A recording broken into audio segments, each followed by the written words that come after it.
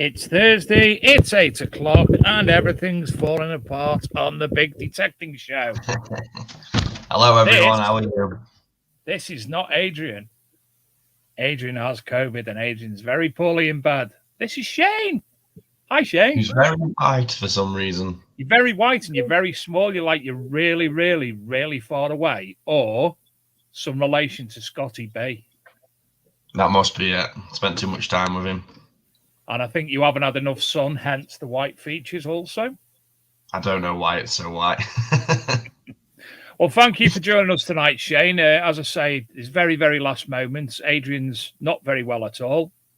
He's not been out of bed for a few days. So Shane's joined us tonight for a bit of a chat. Have you had a nice Christmas, Shane? It's not been a bad Christmas. We were all poorly before Christmas, but we managed to knock that on the head for Christmas Day, and we had a blast. How about yourself, Dave? Well, we all went out and had an absolutely marvellous time metal detecting last Friday, didn't we, Shane? Well, I think most people would have saw the picture I put on the Facebook group. You looked very happy on it. I was piss wet through, and I was freezing, and we kept on finding bits of crud. So my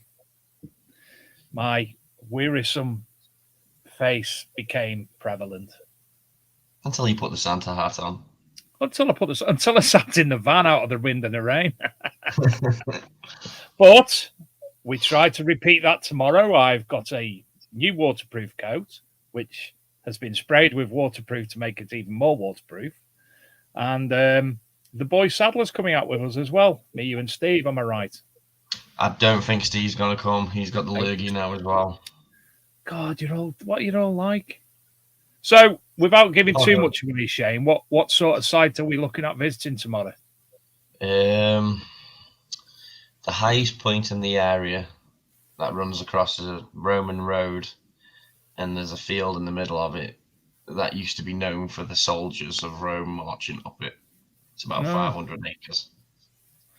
Right. I think I've got an idea of the vicinity. It's not very far away. Well, it's between two sites that we've done previously, isn't it, with a road in between? Yeah, it is. It's there is a suspected barrow on there, which we've never actually been able to check out either. But does that mean I'm going to be able to walk around and do a lot of like archaeological study tomorrow, like I did that time when I done archaeological study and pointed out where there was an old track and found a hammered coin straight away? Yes, it's even plough land, so you might even be able some surface finds. Wow, really? Yeah. Oh, so exciting. So exciting. Right, well, tonight's guests, plural, are joining us all the way from America.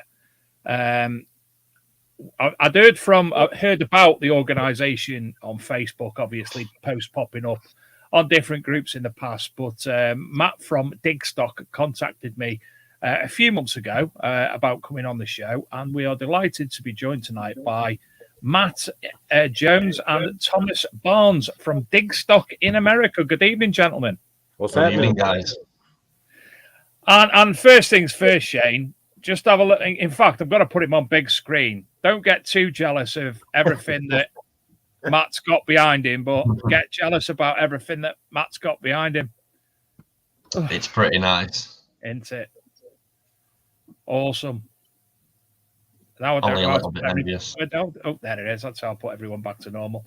Thomas, Matt, it's an absolute pleasure having you on the show tonight. Obviously, for our UK viewers who aren't very well known with Digstock, can you introduce yourselves to us? Sure. So my name is Matt Jones. I am one of the co-owners of Digstock Events. Digstock is classified basically as the largest detecting event in the United States. I've been detecting for since 1993, so almost 30 years. My main focus has been Civil War artifacts and colonial artifacts. Granted, we don't have anything like you guys have, Roman and Saxon and all that, which good goozy stuff, but we've got our fair share of history. And yourself, Thomas? Well, another one of the co-owners. I've been pretty much I guess you can call it a treasure hunter very much all my life. Started off when I was at a young age looking Native American artifacts, arrowheads, along with my father. I'm all around outdoorsman, love to hunt, fish, but done some gold prospecting, for doing metal detecting, bottle digging. We dive. Me and Matt both dive, look fossils, megalodon, shark's teeth, you name it. If it can be found and it's something that you would enjoy to find, that's what we like to do. Yeah, I had a look on your bios earlier on Digstock website, and obviously I want to come on to a few of things later. One of which I am absolutely besotted with, and I'd love to do is visiting Nome and going diving for gold off Nome in Alaska. That would be phenomenal. Luckily, we get to see that over in the UK. So, tell us a little bit about Digstock, how that came about.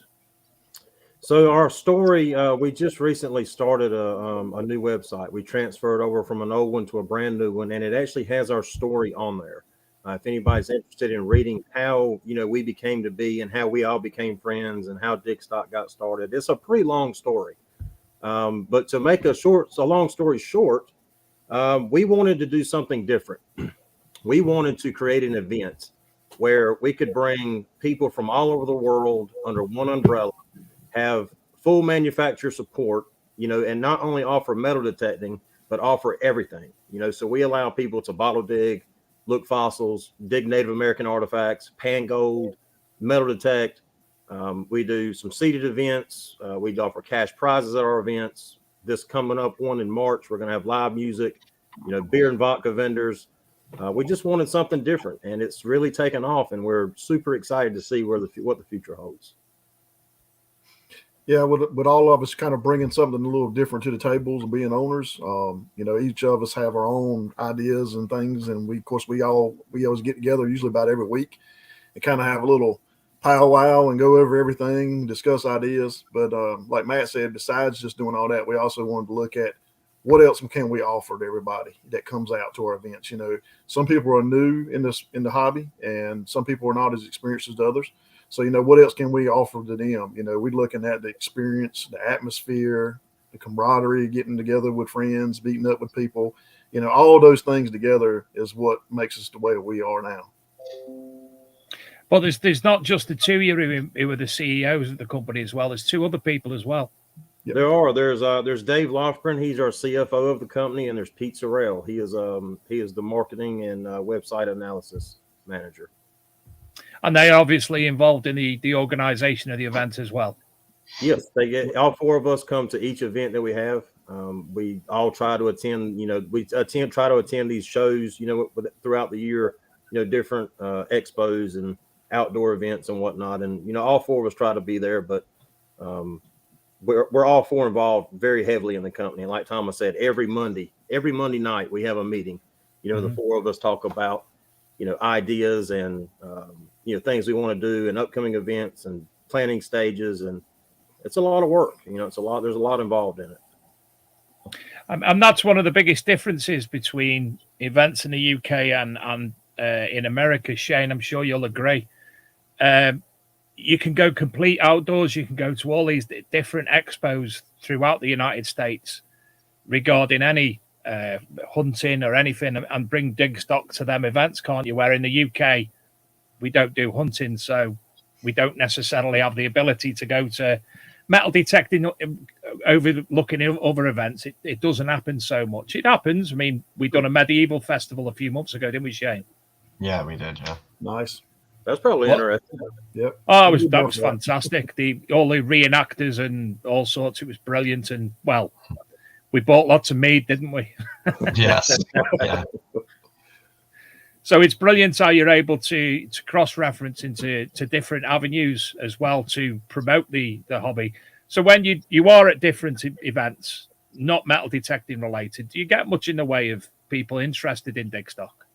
Absolutely. I mean, there's always people that are, looking to, that maybe they bought an RV, they're retired, they're traveling the roads or the countryside, and, they want to stop at a beach and metal detect, so they're all interested in, detecting or shark teeth. The shark teeth really make people stop. They see this giant megalodon shark tooth sitting there, and it's they stop and they have to talk about, ones that they have found or how we found them. And then, we get on the subject about Digstock, and they're like, oh, that's so You know, so we get a lot of new people every year to our events. Mm-hmm. Trying to show them something. So Digstock, your next Digstock, is it in February or April? No, the next one's in March 9th March. through 12th. We're leasing we're leasing 7,200 acres of historic farmland. We've sold 750 tickets to the event. It is sold out.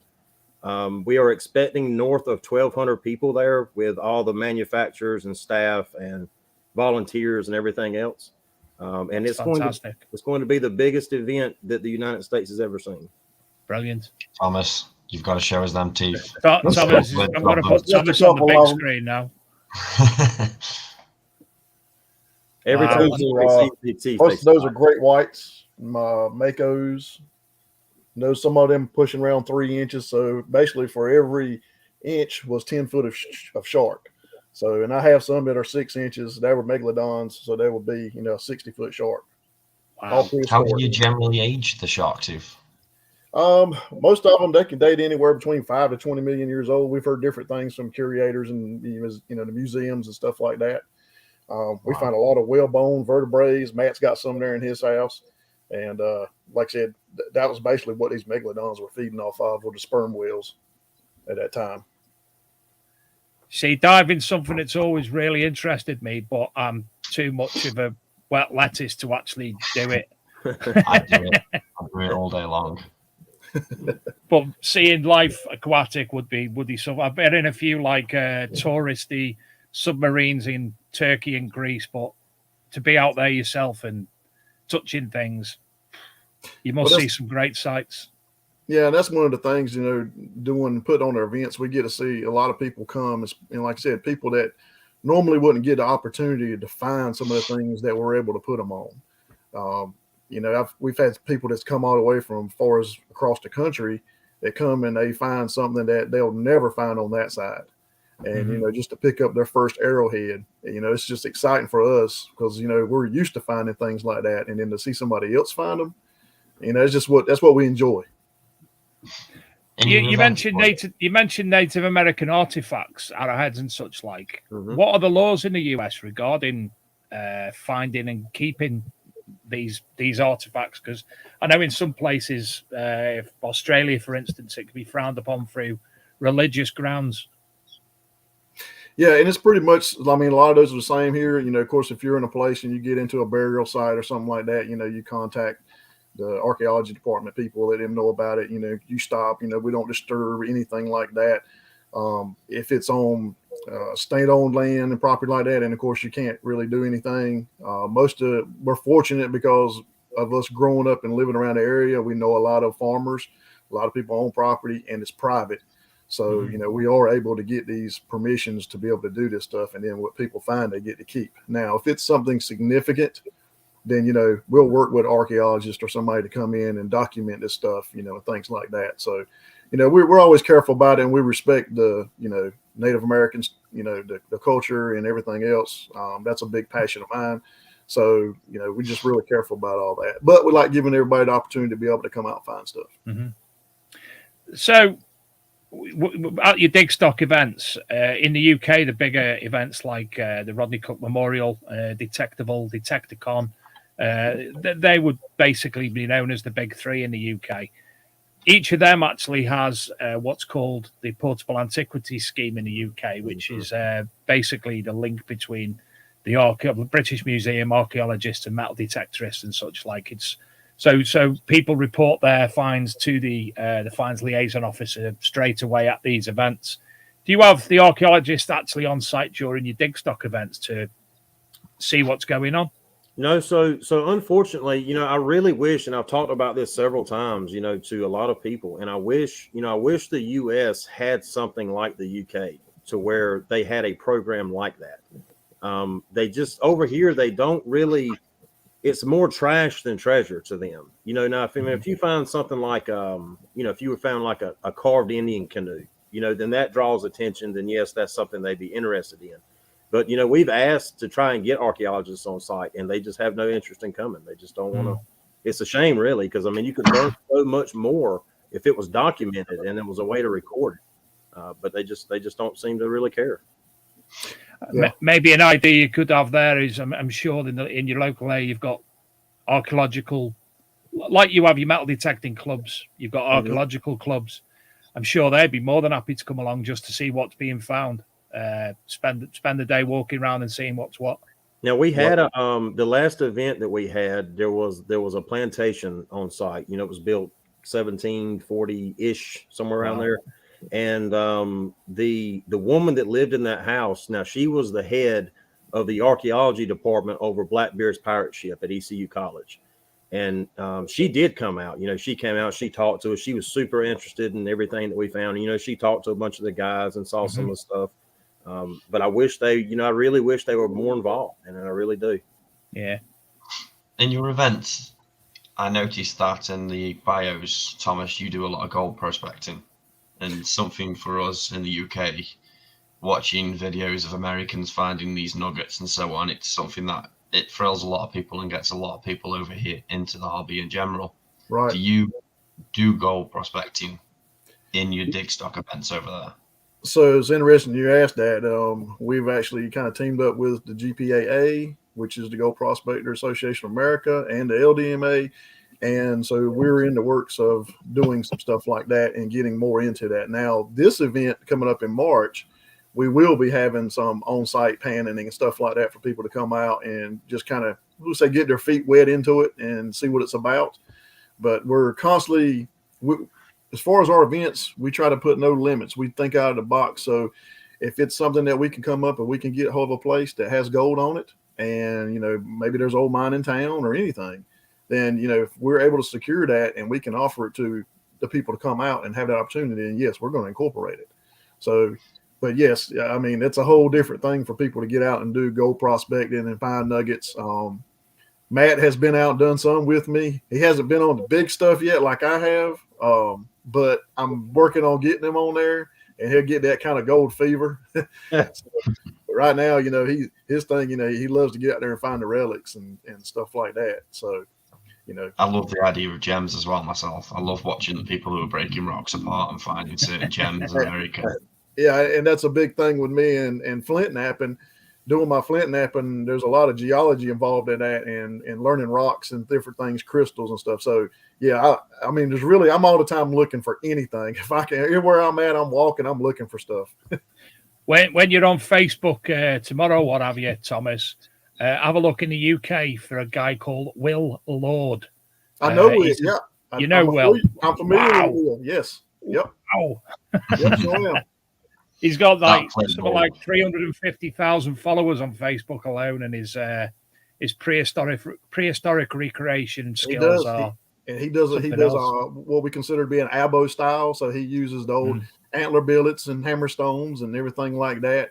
And the cool thing about, I would love to go over there just to find English flint. I told Matt before. Mate, I've got loads here. I'll send it you. Don't tell me that, Matt. I mean, we'll be going over there. God. I'll send you some. Don't you worry. Oh man! In fact, if we go back a couple of months ago, there was an event called the Joan Allen Weekender, and Will Lord was there, and it was Will Lord's video that went absolutely viral. I can't remember what they're called. They're like a ball of flint, about yay big, size of an emu egg, maybe a bit half the size. And there was a hole in the top, and the person who actually metal detected and found it was filled with Celtic gold coins. So you're talking 2,100-year-old coins, must be 30, 40 of them within this egg. So that's been used as a prehistoric money box in effect. Right. I mean, it's amazing. You know, like I said, there's so many things that can be created and have been created over the years, and stone and working with stone is some of the earliest part of it. And I'm sure you guys being there in the UK and Europe, you know that the term flint napping itself, it originated from back in the early 1800s and over there they were considered flint nappers by making the flint that went into a flintlock rifle. That was a skill to be able to produce those flints. Yeah. I've had the flint that I've actually got that I will send you, Thomas. We'll sort that out. It was actually used, this particular flint. It's from a place called Marston Moor near York, Yorkshire in the UK. and it was used in the muskets of the 1600s Battle of Marston Moor. So it's actually the flint from there. Oh God, you're getting him excited now. He's already pulling at the mouth. Can somebody in the chat room, you'll know because it's got to do my head in. What were the names of them eggs? There was like a hell of a lot of them found at the Joan Allen event and the Rodney Cook Memorial as well. Yeah, so I picked one up at Rodney Cook and I gave it to Di. I picked it up and I was like, obviously went over it with a detector after seeing Joan Allen. Whoa. You give something of consequence to someone else and you didn't give it to me. It doesn't matter, Shane. You had a bag with you, and you know I would have been beside myself when you'd give me that. It was the Text Off event. Me and Di were teamed up to beat Fodder's team. So we got the farthest away field, and I'm walking around thinking, I'm getting no signals here. Am I going to win this? And next thing I saw this big ball, and it just had a tiny little hole in the top. So Di was telling me on his last event that his kids are into fossils and everything. Otis Arms. He was there. I know for a fact he was there. It is a geode. I did have it right. I don't know how I got it right, but I got it right. Yeah, they're like naturally formed flint, aren't they? It crystallized slightly inside. Right. So people would like to consider breaking them open, and other people are near slapping them for nearly breaking them open. Di, do us a favour and put it on. Send us a picture of it on the Facebook page. Do us a favour and just send it to me direct, and we won't say anything else about it. So the Rodney Cook, what I mentioned there, and the event, Shane, the weekend, the day event. Basically, the Rodney Cook is again similar to Digstock, one of the two largest in the UK, and they basically all the money they raise is for charity. I think they're nearing something ridiculous, like well over £250,000 that raised for charity. So what they do, they have the main event, which is the weekend, Thursday, Friday, Saturday, Sunday, and then they'll have day events as well, smaller events, just to obviously bump up the cash pot for the for the charities that they're raising for, and absolutely fantastic events. In fact, get a plane ticket and come over next September to Rodney Cook or Detectable. We'll see you there. And lots of other Americans. Fat Phil, he comes over every year. Rick Landanka. Who else has been over? KG and Ringy are over every year. Oh, yeah. Who else? Aqua Chigga. Nugget Noggin. Yep. Plus, obviously, Andy Sabish. Plus lots of individual people as well who come over primarily for metal detecting holidays. So this next event in March, is that number 5? It is number 5, yeah. Look at me, I remember things.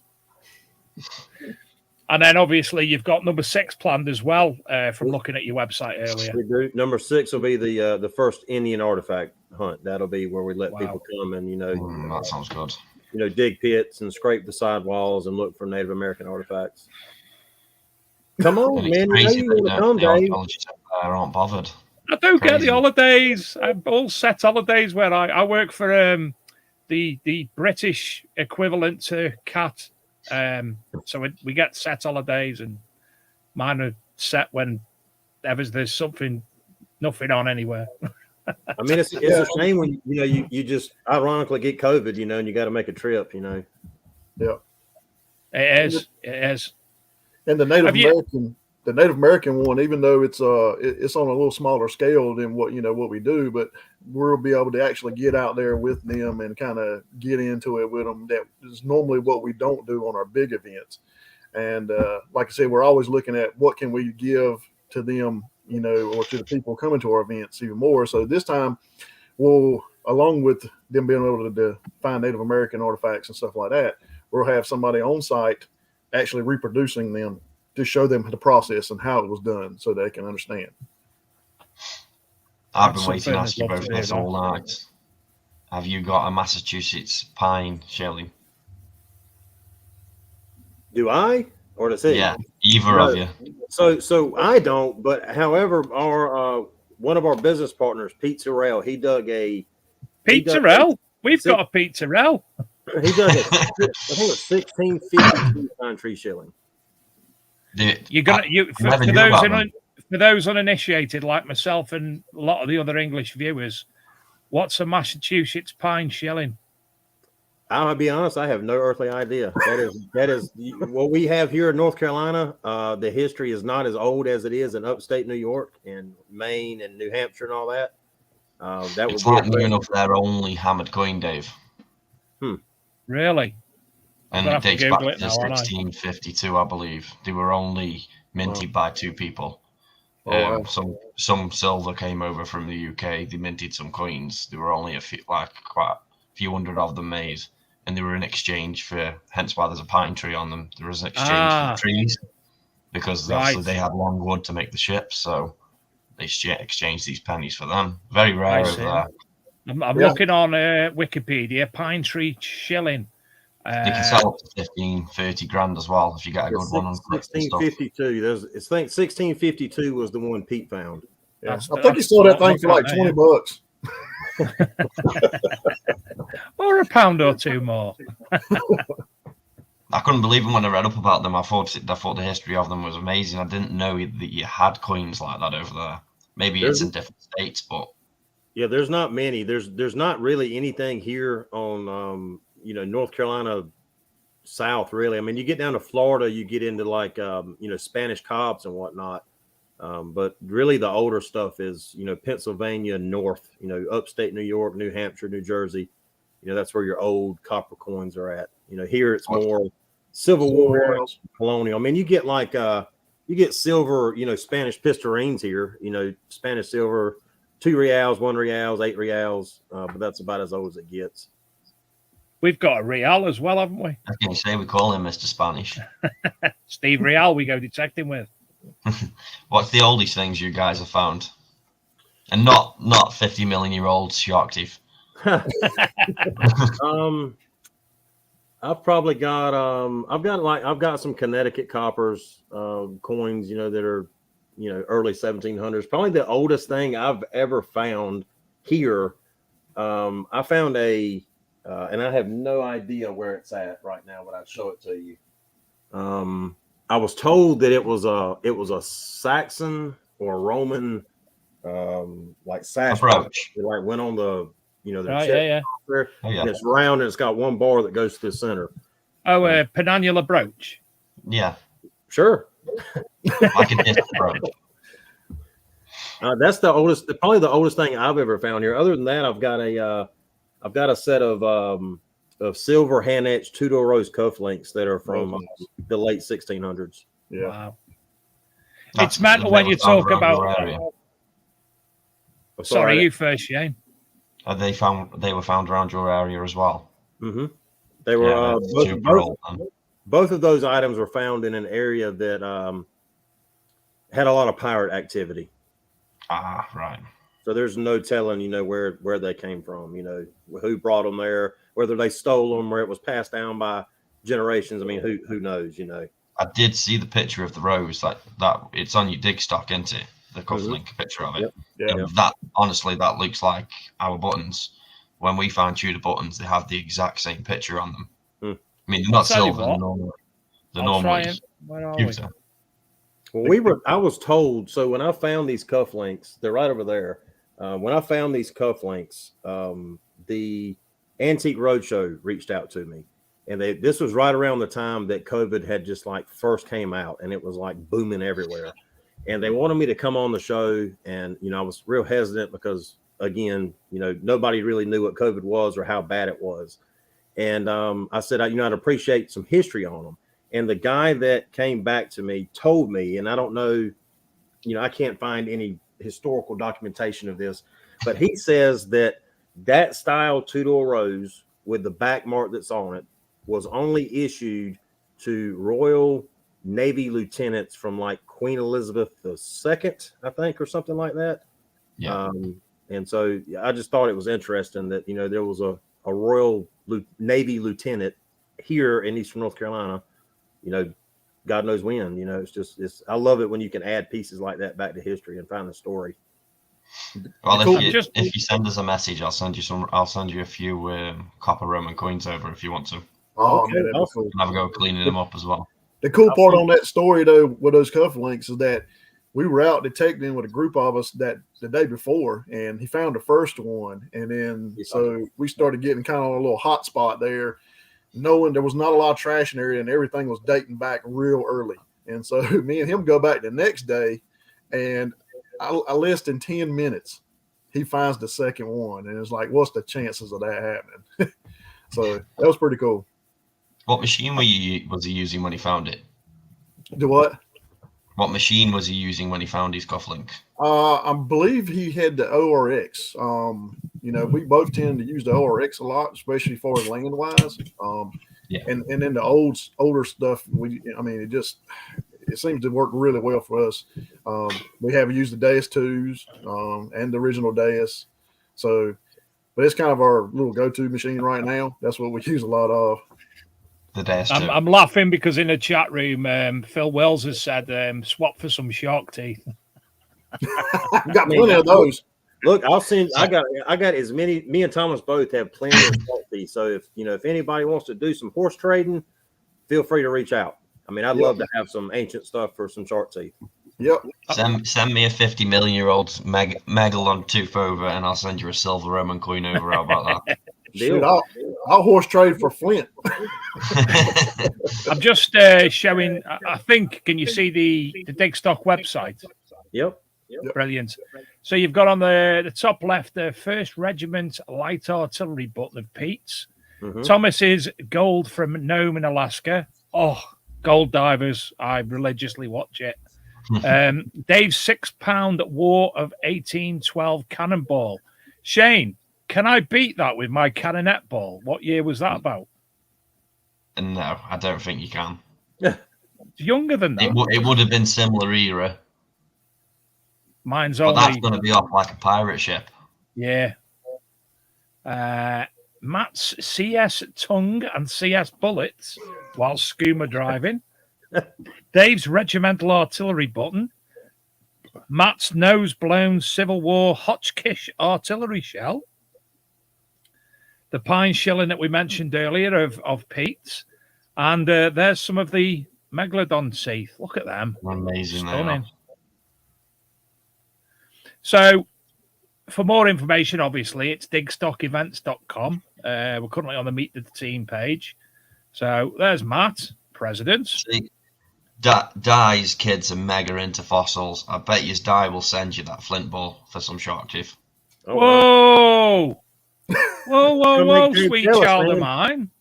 I bet you he would, because his kids are mega into fossils. I've got fossils I can swap in.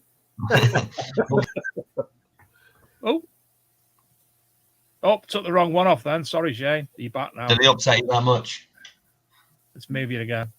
Now, one of the hunts we had, it would have been this past March that to me was one of the pretty cool finds. Is they found I think it was the saddle part that it was from the Prince of Wales. It had that on there, and that was pretty cool to me because my family history goes back to Wales. So that was pretty neat. I tried to get it. I even offered up a flint knife and all kinds of stuff. But there you go.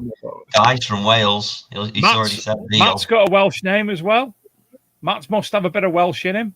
So my family, we did the genealogy on my family. So apparently the Joneses came from like Edward Bloodaxe. We were from some Viking king in Scandinavia.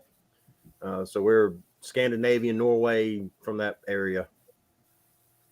I mess with them all the time. I tell them they didn't have as much money as the Barneses because we built our ships and come over first, then brought them over.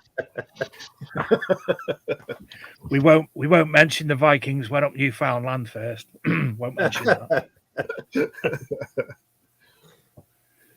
Keith Leedy says he found a 1639 silver bar 1 mile from his house in Ohio, used by the British trading with the Indians. Wow. Fantastic. Wow. You have an Indian head. We also, Matt and Thomas, have been very kind to offer a ticket to one of their up-and-coming events. Now, we were thinking of the best way to do this. So, any of our...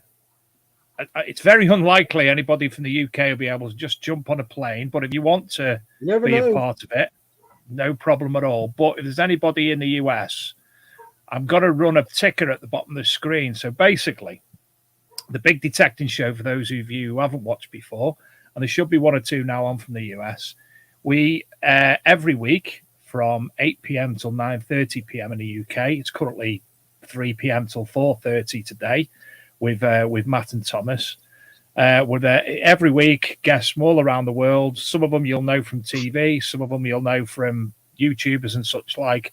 Some of them just people who we've asked to come on the show because they've got an interesting story, and we've had a lot of them. Some of them we've had interesting stories and claim to have found the Holy Grail beneath a river in London, but that's a different story entirely. We've got to hear about this one. Anyway, I'll tell you that in a minute. Anyway, so if you look at the bottom of the screen, if you go to our website, bigdetectingshow.com, scroll down a little bit and you'll be able to see a subscribe button. You'll be a picture of myself and my usual co-host, Adrian, and subscribe here. It'll ask you to fill in your name and it'll ask you what machine you use. Basically, we're going to use that, be able to communicate with suppliers about obviously different clientele within the newsletter. Anyway, sign up for that. Semi-regularly, you'll receive a email. But obviously, the US people or anybody who does wish to, if they want to communicate with us outside of the show, to be added to the competition, which will run in due course, free to enter. And then obviously we'll communicate with Matt and Thomas and sort you out when it's drawn, and we'll draw that on the show possibly next week. So if you haven't already, go over to bigdetectingshow.com, sign up for the newsletter. You won't get bombarded. I think we've sent about 3 up to now in the last 3 months because I don't believe in spamming. So there you go. So the Holy Grail. This gentleman claims to basically be able to communicate with spirit and such like. And there's a sort of a modern era river within the heart of London. So it's basically was built as an overspill to allow the river to run a different course when it's flooded and such like. And under this part of the river, which is obviously man-made, he claims there to be a chamber and the Holy Grail to be within it. And he's doing all sorts of studies in the area and trying to get below said river to see if the Holy Grail's there. Interesting. In fact, Matt, after the show, I will send you the news article telling you all about it, and you can make your own mind up. Well, my question is, those that laugh at him now, what if he did find it? Then what? Then he would be an absolute legend. But Right. the history of the river wouldn't necessarily fit into the parameters of Grail law, let's say. Right, I got you. We've seen some things found at our events that didn't necessarily fit in with the time. I mean, Fair play. You just never know. You don't. We've witnessed some brilliant things ourselves, haven't we, Shane? Both ourselves. Well, not so much me. I don't find things, but you found some amazing. That crucifix, what you originally showed me, the ornate cross with Christ on it years ago. Absolutely phenomenal. Had no right being where it was. We get that all the time. Also, anybody in the chat, if you do have any questions for Thomas or Matt, give us a shout. And don't forget, if you want to visit during or after the show, visit digstockevents.com to find out more. Yes. You see Matt and Thomas, I don't know if you've seen in America, the detectorists. Yeah, I've heard of them. I've never seen them, but I've heard of them. The TV show. That, if you ever get to watch it, that is British metal detecting to a T.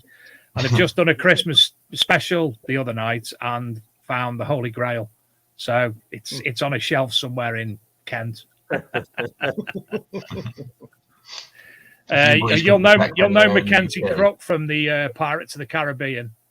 The one whose eye keeps falling out, he's the detectorist. It's his program. He's phenomenal. Okay. Give it a watch if you can. Daryl Christian says, "Are you Americans single?" No, No. we're all married. We're married. Well, 3 of us are married anyway. Yeah, one of the owners is single. He's available. There you go, problem. Daryl. If you boys could detect in the UK anywhere, where would you want to detect over here? Oh wow! Pick your area. Can I pick? I can only pick one. Pick your time frame if you want. Pick your era. So I've never I've never been to the UK. I'm planning on coming to the UK soon. But I'd like to walk the River Thames, just once, just to experience it. And but I'd say somewhere around Kent is where I'd like to be. I don't care. I'll phenomenal, find anything. Don't matter to me. There's so much older history there that any of it would be just awesome to me. Shane, just talk amongst yourself for a minute because I'm trying to remember an American's name. It is crazy over here when we're digging because it's just like some of the fields I walk onto and go over with my detector. I've got a signal, sounds amazing, dig it up, and it's a 1700. It's 1700s coin, and it's like not another one. And then you go over, and then there's another one, and then that's probably the most annoying part about it, the fact that the Georgians and Victorians over here were pretty messy. You're looking, obviously, we get excited. Well, you'll get excited for an Indian head over. I can't think of the more modern coin, but for us, we want Saxon and we want the Roman and we want the older stuff. So to find them, it can be pretty annoying to us. But then for yourselves, right. I imagine it's probably annoying that we don't really care about them as much. How many people would you say?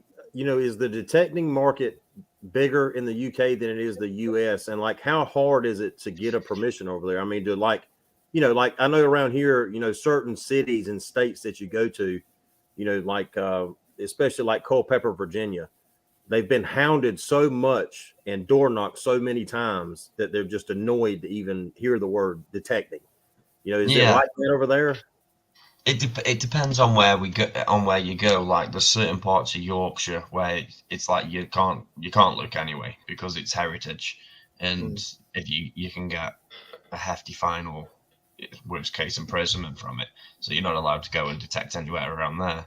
But then as soon as people see shows like Vikings or Last Kingdom, and they've seen the Vikings come over in a particular area, everyone's like, well, I want to go up there and detect. And then they see Essex being Wessex and they want to go down there where it's richer. And we're kind of stuck in the middle, me and Dave are. And we get some history, but we don't get a lot of it. Where down south, for example, they go over and find hammered coins. And to them, they're not really that bothered. They find a hammered coin and it's, I've got another hammered coin. For us, it's like you find one, if you're lucky, every few months if you're going out twice a week. But then in Staffordshire itself, we're finding more Roman than we're finding hammered coins. It's very strange with the history side of it. I've never come across Celtic either. In the UK, I think we've got 3 different companies, organisations who offer metal detecting insurance. So membership of them, I think they're probably looking in the region of 40,000 people. So obviously you could double that. So probably 80 to 100,000 metal detectorists in the UK, I'd say. Wow. Maybe half again. Maybe 3/4 of them would actually. So I'd say 75,000 active metal detectorists in the UK. Would you agree with that, Shane?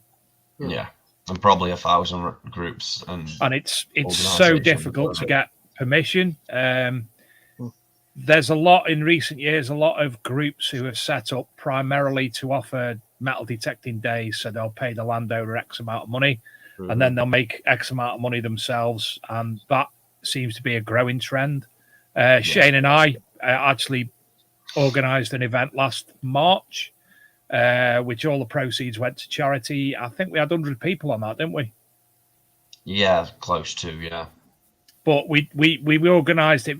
There was just one stall, two stalls. A friend of ours, Graham Dempsey from the Composite Cleaning Pencil, came up, and ourselves, the Archaeology Metal Detecting magazine. And obviously, how many acres was that, Shane? I'm completely lost. 400. It was 400 acres, but we only did 200. So we done 200. So about 2 acres per person that day, and that was all ploughed land as well. And we were getting a hell of a lot of roaming up that day, weren't we? I mean, there was some green waste. Sadly, you can't control what's on a field. Green waste in the UK is basically companies pay landowners to put their excess crap on the field, bits of MDF and all that rubbish. So when you go detecting, you're finding all crap, basically. Screw fittings. Yeah, screw fittings and such like. And it's the bane of the... It's not just the bane of the metal detectorist. It's also, in the long term, going to end up unhealthy for the people for what the cows are eating in the fields and such like as well. So it's like can slaw over here. We use most of these big farmers. They use like Mexican labor. They have these giant groups of Spanish Americans that come over, and there might be 150 of them out there picking up potatoes in a field, and then they drink their Pepsi can or their Mountain Dew can, and then they just right over their shoulder, and then years of getting plowed up, and then you dig that crap. It's literally everywhere. It's so annoying. Sounds like me last week, that, Shane. Yeah, there was a lot of Pepsi cans on there, wasn't there? Jesus, it's like it sounds so good too, and you'd hate not to dig it, but then you do dig it, and it's a Pepsi can.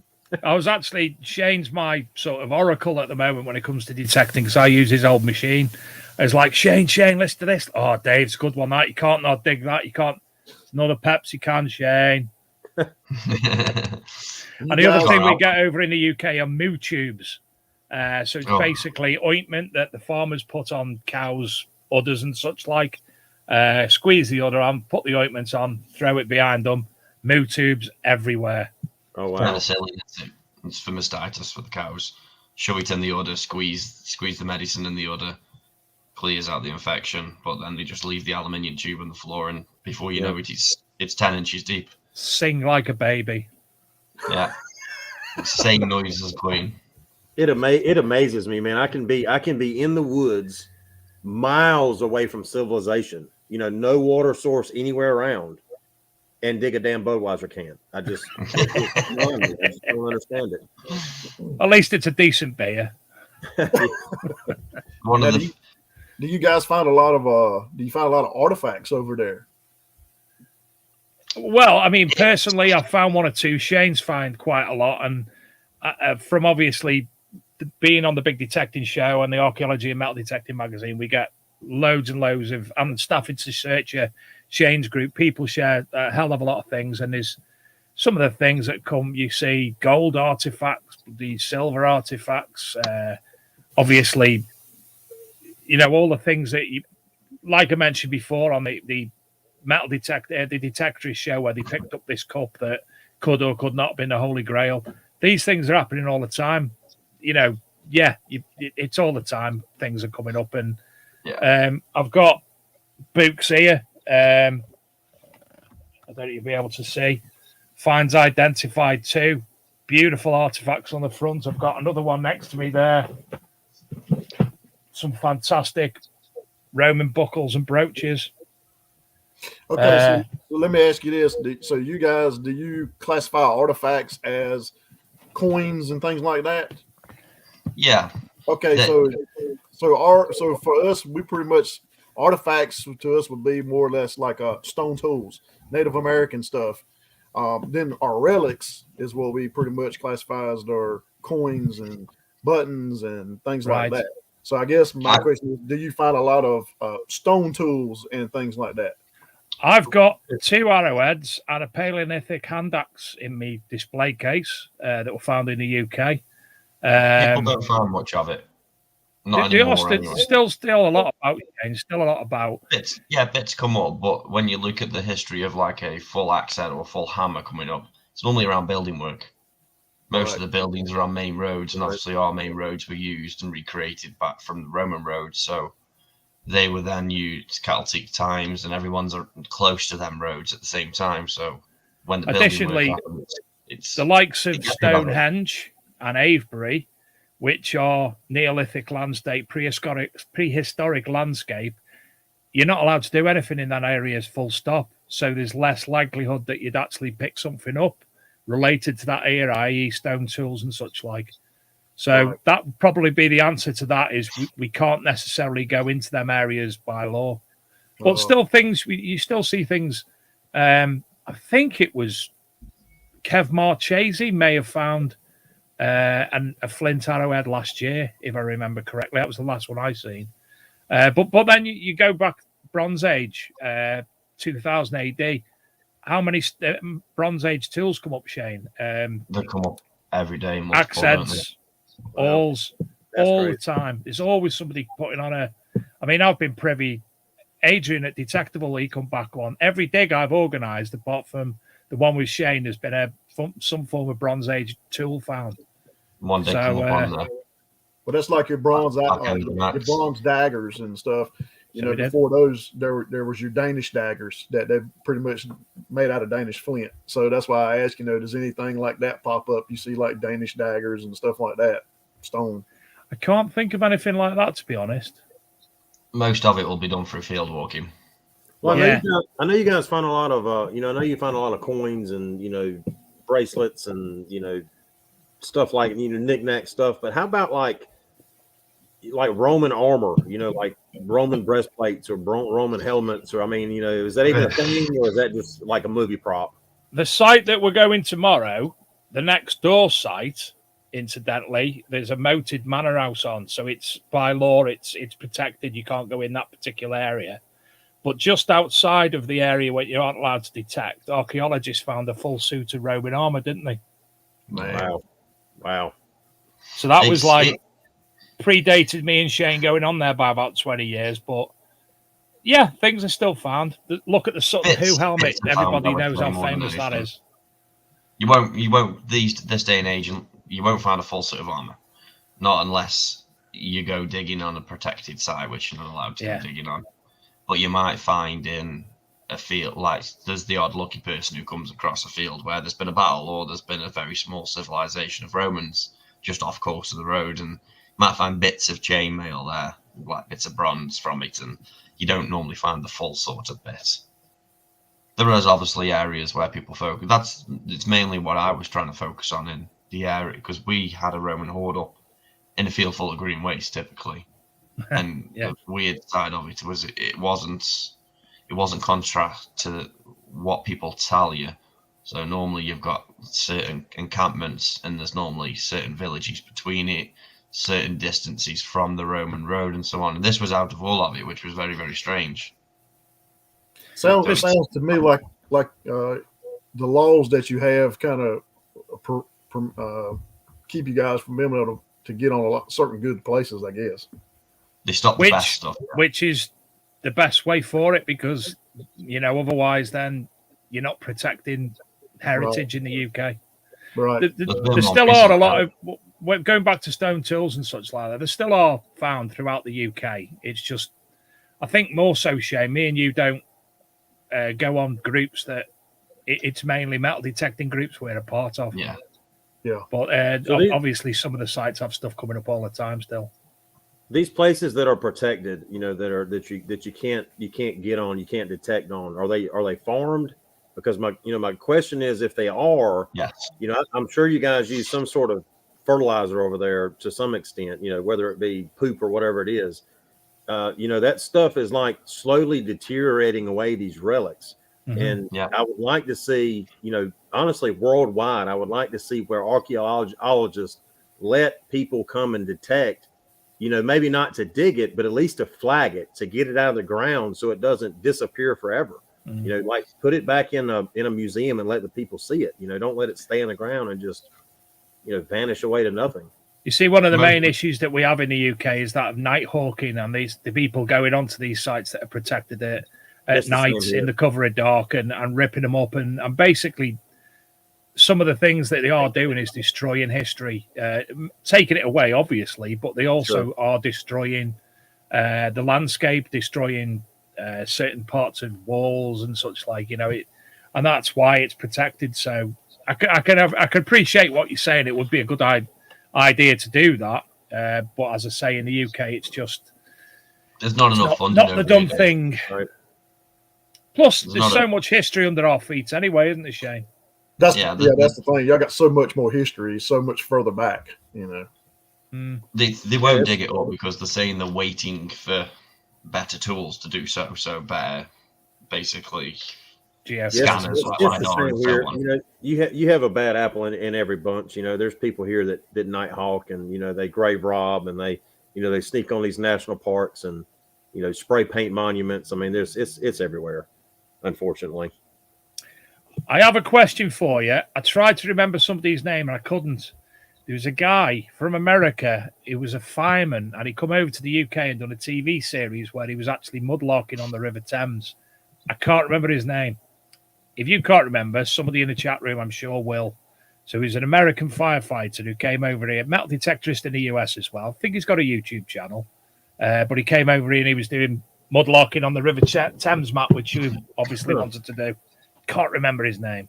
I don't know who that is. I know Bo. Aqua Chicker's got a TV show in the UK. Where River Hunters. They dive, Yep. We had we had the archaeologist from the show. We had him on, and he was telling us all about the behind the scenes things that they were finding as well, and things that didn't make the cut. And it was a phenomenal guest, to be honest. Bo, he's promised to come on the show, but Bo's never at home. Bo's very busy. How do you guys go about your research, especially when it comes to prehistoric research? Well, so I'll let Thomas cover the shark teeth and the arrowheads, but colonial and Civil War, there's a place online called the Official Records, basically where you can read supposedly, every documented camp and every documented battle and, letters written back to colonels and generals, from the Civil War. But there's also other sites that have privately entered diary letters or diary entries. And you can kind of skim through these diaries and pick out, key points and, key words. And you can find these little camps and all that aren't publicly known, without doing a lot of research. Yeah. So then typically, once I have a spot that I think it's on, I'll go to Google Earth and I'll overlay some maps. Sometimes, you can find a map that dates back to the early 1820s. I overlay that map, I get it zeroed in a little bit more, then I go ask permission and then, spend countless hours walking and finding rubbish and junk. And then all of a sudden, you get up on that one spot and there it is, How do you go about your general parks then? I know obviously parks like say football fields and so on you can go and detect on, but what about, have you got any sort of protected parks over there, or even Yellowstone, for example? You can detect, as far as I know, each city is different. Some cities don't allow metal detecting, most do, and I know you can hunt kids playgrounds and some picnic areas, but now places, anything that's a national park or a national battlefield, that's you're talking, they're going to confiscate your stuff, they're going to charge you a fine, and they're going to put you in prison. I mean, it's it's a major no-no. Federal state parks and stuff. Yeah. You do get people basically still doing it, I'm guessing. Oh yeah. There was someone, I won't, I'm not going to mention any names, but there was someone not too long ago. He showed up there and then he played the fool like he didn't know, and they fried him pretty good. He'll probably never detect again. Was it things of significance that they brought up? So he without going into a whole lot of detail, he basically had dug relics, all up and down the East Coast. And he stopped at I think it was Gettysburg Battlefield, the most well-known battlefield pretty much in the United States. And he hops out of the car and he starts detecting out on just it was nothing. And Yeah, park rangers came up. They said, what are you doing? He said, oh, I'm a metal detector. And they were like, well, you can't do that, And they said, from my understanding, they asked him what he found. And he showed them the relics that were in the boot of his car. And, so he opens up the trunk or the boot and they look in there and there's all these relics in there. And they go, well, where do they come from? And he was like, oh, well, they came from, all up and down the East Coast. And they said, well, do you have any proof of that? And he said, well, no. And they were like, well, they came off Gettysburg battlefield. Yeah. And, they fried him. Yeah. I suppose I've got his name. I've been pointed out by somebody. His first name was Ron. I've actually got him on Facebook. His name is Ron Guinazzo, Chicago Ron. I don't know him. No. He works for the Chicago Fire Department, and he was over in the UK. Yeah, he done a mudlarking and treasure hunting series in the UK. Thank you, Charlie Dreamer, for pointing me his way. We're going to have to ask Ron to come on the show, aren't we? Mention him now. Somebody mentioned protected wrecks. That's the same over here. There's tons and tons of shipwrecks. You can dive on them. You can look at them, but boy, you better not get caught taking nothing off of them. That's also that's a major prison time. One of the another guest that we've had on from the US, we were looking at on the show. So interesting was Daryl Miklos from Cooper's Treasure. Fascinating. The program itself, Cooper's Treasure, was fascinating, but his father was a very, very well-known treasure hunter back in the 70s and 80s.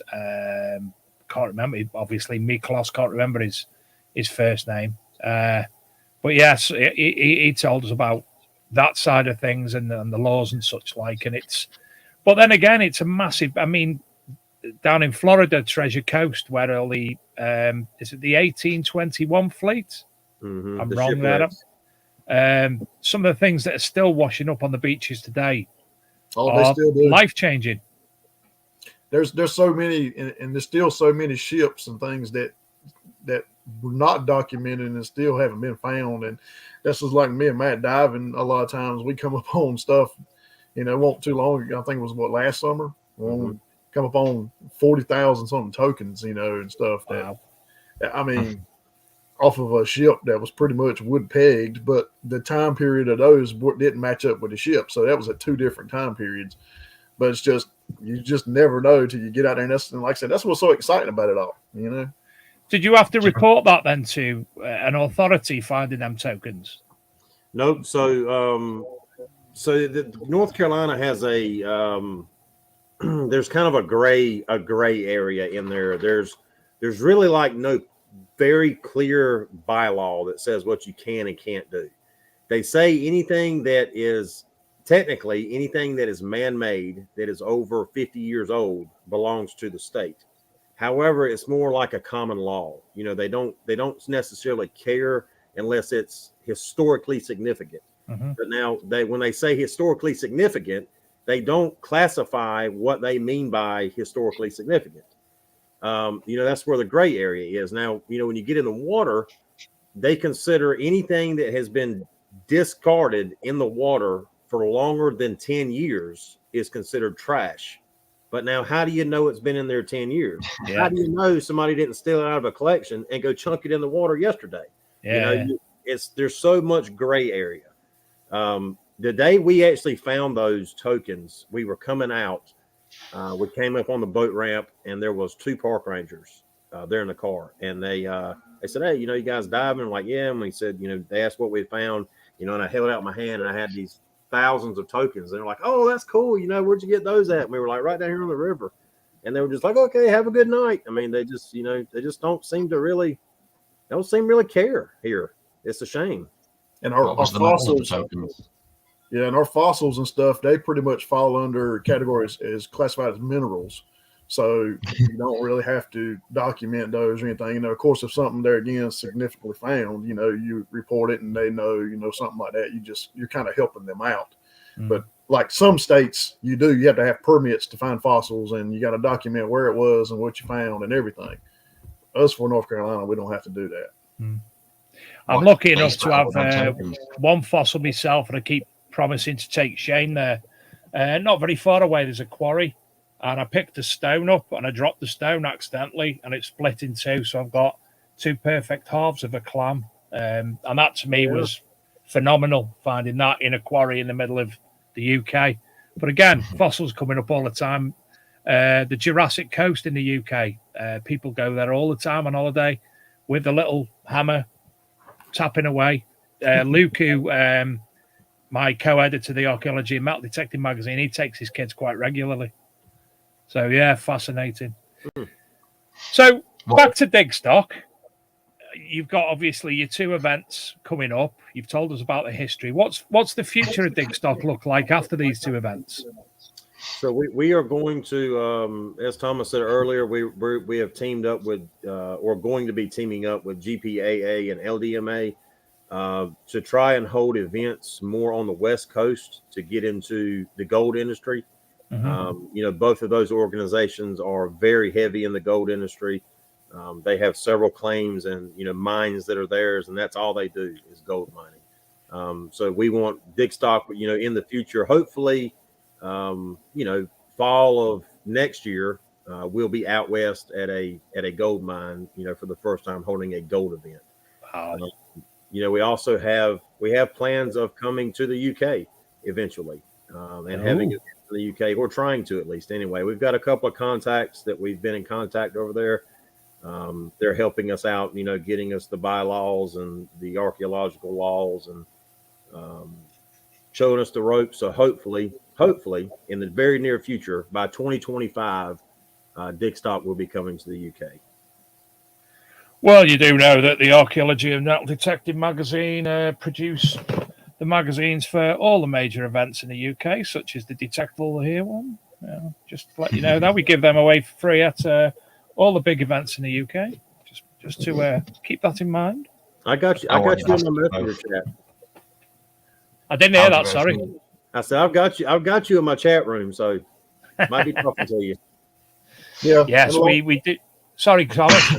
I was just saying, along with that, not only doing our events, but we're full line metal detector dealers. I mean, we carry all the brands. All right.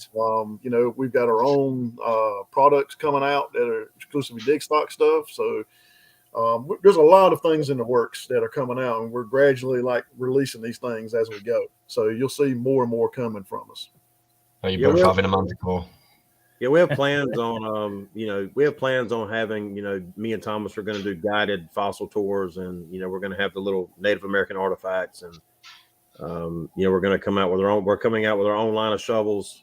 They'll be out by March. Our event, we're going to introduce those in March. So there's a lot of little hidden things in there that are coming. John Clayton's just put, do you hunt for the lost millions of the gold rush people that hid their stuff? I was going to ask this, but I was going to ask it in a different manner. So, for instance, the mine's gone blank. The guy who hid his treasure and then died, and somebody allegedly found it, gone. We used to do articles on it all the time. All these lost gold of so and so, and Bluebeard's lost gold, and this is hidden. Have you been out looking for things like that yourselves? Man, there's, as long as I've been doing this, I have heard so many, treasure stories of these giant payrolls and these giant treasure chests buried everywhere. And, I'd say 95% of them are, folklore, they're not real. But there are some that are legit. There is one not far from my house. And I actually tried to have a hunt there. And when I went and talked to the owners, they said, well, what if you find the treasure? I won't say the first name. What if you find the blank treasure? And I said, do you really think that it's real? And he said, oh, I know it's real, 100%. He said, I have a handwritten diary entry from the man that buried it. He just didn't give instructions on where he buried it. And I said, well, if we were to find it, we could definitely talk. And he said, well, I think I'll just keep it for myself. So, Forest Fen was the one I was trying to remember. Oh, Forest Fen, yep. Go on, Shane. I was going to ask about them tokens. What base metal were the tokens when you found them? Copper or silver? there was. This is my theory on the tokens. So the boat that they were on was a just like a flatbed barge, basically. And I think sometime around the 1920s, they took that boat and they converted it into like a riverboat casino. And they were running like an illegal gambling outfit on it in the 1920s. And I think it's either the tax man was after them, or they run aground, or it sank, and all this stuff sank with it, because the tokens on it were like they were copper or brass. They said like good for 5 cents off a pack of cigarettes, or 1 cent off a pack of gum. But mixed in those were silver coins, and every silver coin had a hole in it. And I think that they would use those silver coins, they would tie a string to it and stick it in the machine and then pull it out. I mean, they were all over mixed in these tokens. And I think that's why it makes me believe that it was like some sort of like illegal gambling riverboat, But it's in itself, that is a fascinating story. And it's proven history. Yep. Yeah. And that's why we do our treasure hunting in whatever capacity it is. And somebody, Gary just said, just like slugs, and there were lead slugs, mixed all in there, different sizes, quarters, dimes, nickels. Yep. They looked just like a coin, and some of them even had like the imprint of like a $1 gold coin, stuck in the lead. And I think they were just, they were fooling the machines with them. Yeah. So it was more of a hide them away. Yep. If they were being chased. That's my guess. I think the tax man was after them, and they real quick had to go hide, and then they couldn't get them back. Is what I think. Yeah. Do Digstock have any social media, YouTube, and anything else that anybody can catch up with you on? We do. So we have a Facebook group called Digstock Talk. We have a Facebook page under Digstock Events. We are on TikTok under Digstock. We are on YouTube under Digstock. We're on Instagram under Digstock. And then like our website, digstockevents.com. Fantastic. We'll make sure everybody gets all that information in some capacity over the coming days. I've just remembered I need to just tell people that because of Adrian's health, it's not a health scare, bad, it's obviously COVID, but being in bed for a few days, because it's been Christmas, any of our winners from last week's show, all 25 of you, obviously take into account as well, British Postal Services is on its arse at the moment. Any of your prizes will be with you sooner, as soon as we possibly can. Some of them will obviously be emailing codes over to you or put you in communication with Regdens or Dragon Detecting. Just bear with us. We will get there. I've actually sat and wrote everything down digitally, sent it over to Adrian, put it on Big Detecting Show, so all the winners were put on there. And Adrian, as soon as he's well enough, will have that on the website as well. So just to apologise that it's taking a bit of time. But we'll get there. It's the same way here. The Postal Service and UPS, they are like backed up weeks at a time. It's horrible. We've got that, but Royal Mail, who are the main service provider in the UK, are actually on strike a lot at the moment. The entire industry is out on strike, as is British Rail, nurses, ambulances, everybody's on strike at the moment, so that the country is a little bit crippled, to say the least. One of our friends, Digger Dawn, she's a YouTuber in the UK. Yep. She's coming over to the Charles Garrett Memorial Rally next year, so you've actually got someone from the UK coming there. So she'll report back to us, and honestly, it's one of my dreams to come to America and participate in some form of, where did I go last? Went to Florida in 98.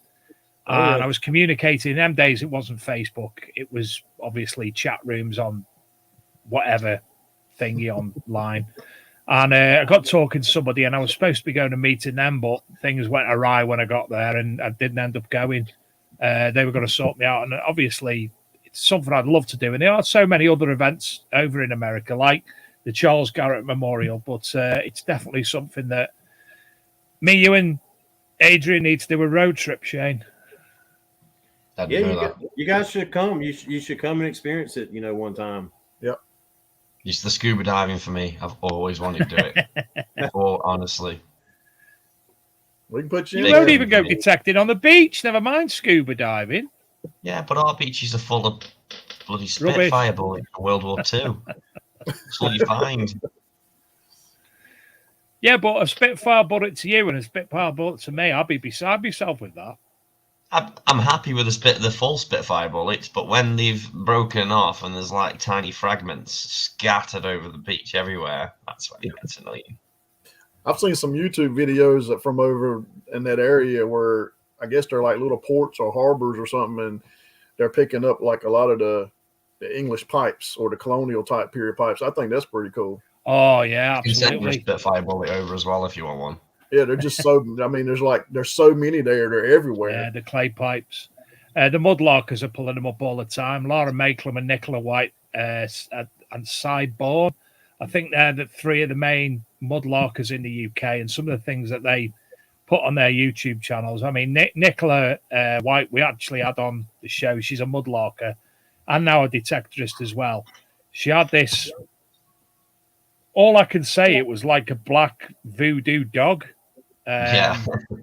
She had that on and it ended up, obviously, after the show, they found out what it was and how historical value it was. It was phenomenal.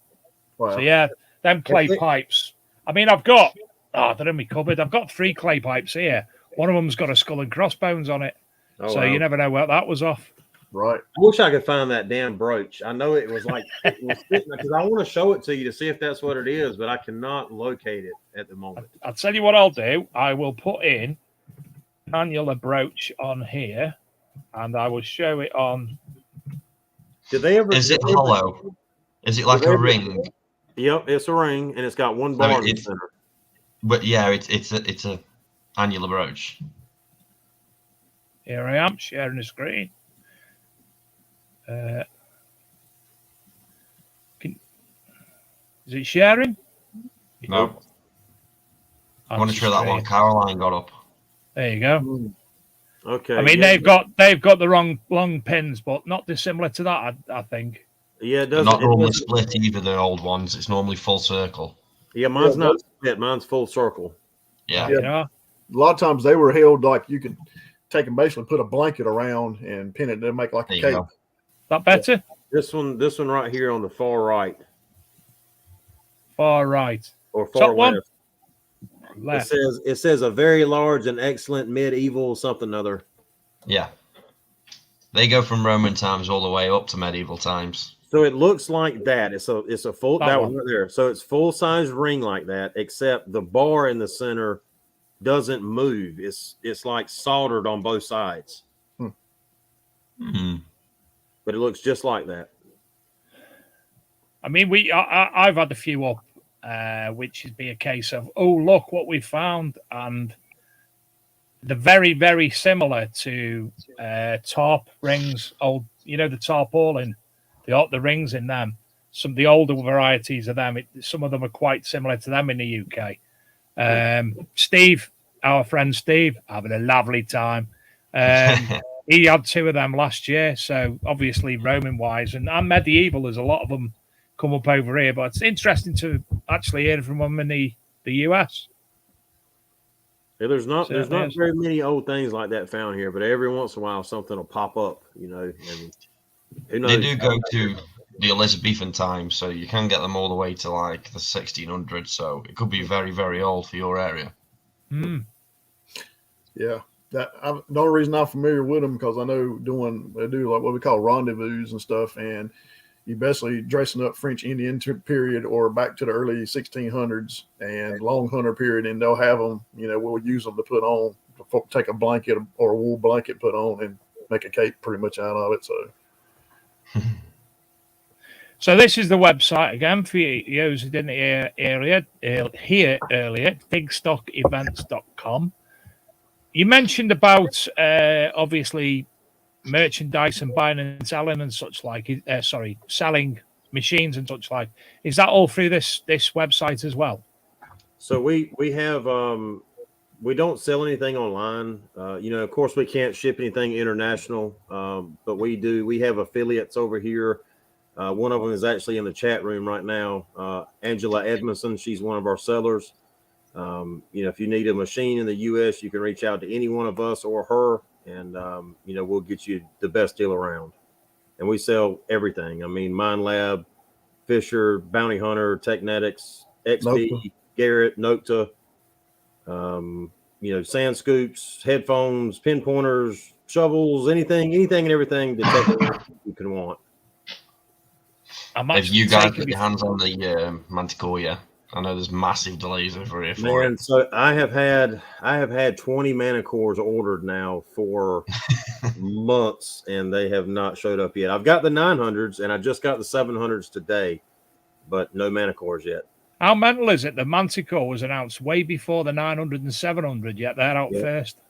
Yeah, I mean, how would you feel about here's the gold prospecting on it right here.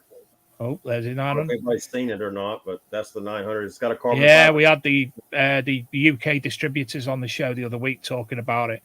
Shane's actually got the 800, haven't you? Yeah. And I'm taking tomorrow, Shane, if I can find a lug nut, a Fisher F2 out with us, as well as a Quest Q30 and the Mine Lab Vanquish. Yeah, they bring the Mine Lab for pasture. Yeah. So what detectors do you guys prefer, or do you use over there? I've used a few. Mine Lab. I've used a few, but I keep going back to Mine Lab. And because I'm a little bit of a technophobe, as most of the show knows, the Mine Lab Vanquish for me is the simplified version of a metal detector with the ability to do a good job. So, I mean, I tried the E-Track and just got mind befuddled by it. The Simplex wasn't as simple to me as it's supposed to be to people. So the Vanquish and the likes of that, perfect for me. The Quest Q30 was gifted to me for me lad. Didn't get on with that very well. And the Fisher F2, it's just a plug and play as well. It's switch on and go. Well, you like the Vanquish? I think I'm a firm believer that there's a certain machine for every kind of hunting. Like you don't go and hunt. You don't go hunt a grizzly bear with a 22. There's a certain machine. If you're in heavy iron, it's where XP exceeds. If you're looking for deep stuff, it's where Mine Lab exceeds. If I'm looking for Civil War artillery, I switch back to an old Technetics or a Nautilus. I mean, I don't know. Maybe I look at it different. I just think that's why I have an array of machines. I don't go to one specific one. How are you feeling with the day? I've got a 1970 C-Scope 600 series here. Oh yeah, I hear you. I used to have a 1266X, I think is what it was, or a 1260X C-Scope. How are you finding the DS2 at the minute? I like the DS2. It definitely has to me, it definitely has a larger learning curve than the DS1 and the ORX. Needs an I update. do like it. Do it now. It needs an update. That's all I keep hearing off everybody. Interesting. I did try diving with it. We did take it down, and I tried diving with it. I took it down to like, I don't know, 35 foot or something like that. Wow. But they need something. This is just my suggestion to XP. They need something to where there's no handle, to where you just have the lower shaft and the coil, and like a way to put the remote on the shaft. Because the more the Nocta Macro scuba detector. Like the pulse dive. Being able to attach it to it. Right. Because the problem, when you're underwater, you're fighting visibility for one, you're fighting current for two, and the more you have in your hands, it's hard to swing. The shorter it is, the better. The easier it is to control. and then you can like tuck it in a bag. You don't have to like drag it around behind you. That would be my suggestion to XP too. That's a good idea. Yeah, At the end of the day, the remote can go in your pocket. Yep. And have y'all ever used the ORX a lot over there? Or As a lot of people swear by them. Personally, I've never used any XP, but I know quite a few people. The ORX is whatever. My friend Kevin Whitmore's, he actually runs a Facebook group about ORXs. And that's got like 2,000 members of that. So yeah, a lot of people use it. Swore by on pasture, not pasture, on plow, from what I believe. I love the ORX. I mean, I think it. I mean, we found me and one of the other partners, we found a colonial site, and I heard what sounded like a large scent. It was 96 VDI or something like that, and he took his Deus One, and he went all through all of his custom settings, and he could hear it, but it wasn't as crisp and clean as the ORX was. And, he was blown away. He was like, oh my God, a $500 detector's, spanking a $1,300 detector. And, I mean, I love it. It's a great coin machine, and it's a great bullet machine. I see it. I do see it over here. It's like you mentioned multiple machines for different things. There's people over here who will use the old Fisher, and they're finding more than people who have got the new 900 and so on. But they still turn around and say, well, it's a pasture machine. It's not for plow. It's a pasture machine, and they're finding more than anybody else. Got to go over it to find it. That's right. That's right. Well, listen, gentlemen, it's been an absolute pleasure to meet you both tonight. Thank you for coming on. Thank you for reaching out. Please feel free, if you ever want to come back with any updates or talk about when you've had your next Digstock event, come back and give us a bit of a review. Maybe show us some of the finds from the event. We'd love to see them. And as I said, if there's anything else you need over in the UK, give us a shout. I'm sure we'll be able to, if not help, point you in the right direction as well. Okay. Do either of you have any YouTube? Say that again now. Do either of you have any YouTube channels that you want to shout out before we go? I don't personally. If you would like to see any of the finds from any of the previous Digstocks, just go to YouTube and just type in Digstock. I mean, there are literally thousands of videos from all of our events from YouTubers from all over the world. Yeah. I noticed if you scroll down on digstockevents.com as well, you've got a lot on the website. We do. Yeah. Brilliant. And if you want to see a good one, we made a blooper reel with Aqua Chigger on one of those. It's pretty comical. We do like the occasional bloopers. If you just stay there for one moment, gentlemen, there's a good blooper here from last week.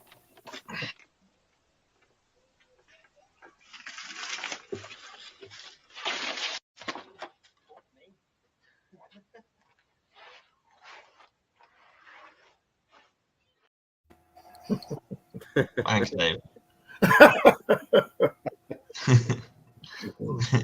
We have another favourite as well. He's in the chat room somewhere. But in fact, I'm going to play the other blooper for you.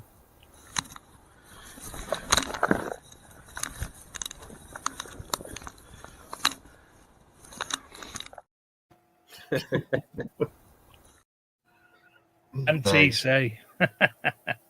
Don't forget, if anyone has any bloopers and you'd like to send them in, we'd be sure to embarrass people for you, no problemo.